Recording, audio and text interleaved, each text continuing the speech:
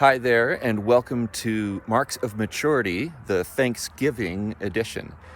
We are continuing our series in what love is all about from 1 Corinthians 13, but I have Thanksgiving on my mind.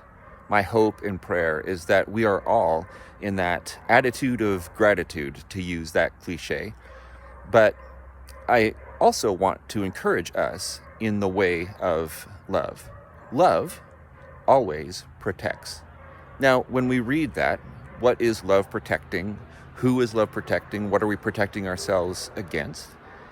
And while we're not told explicitly, I think from the context and the nature of what Paul is teaching the Corinthians, we can make some good, solid conclusions. The first thing I wanted to say is this, that God is love and God always protects. He protects us, and that doesn't always look like we're protected from disease or pain or those things, but He is desiring to protect our hearts, to preserve our eternity, to preserve who we are in Him. He desires that for us, and so I want you to know that the God of heaven and earth desires that for you. But what about us? How do we protect? How do we walk in that way of love? I have three things that we can protect ourselves and our loved ones against.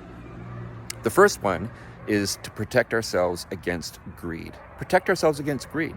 The best way to do that is to be generous.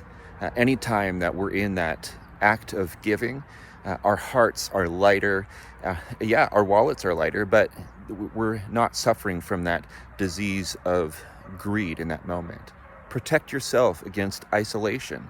I know that sometimes family can be challenging, but we need to be around family, especially around that Thanksgiving table as we gather together. And whether you're with blood family or otherwise, I want to encourage you to seek out good company this Thanksgiving holiday. Finally, protect against bitterness. The best way to protect yourself against bitterness is to have that grateful heart, that grateful spirit about yourself. And then three things I just think that we're supposed to protect as followers of Jesus. If you're married, protect your marriage.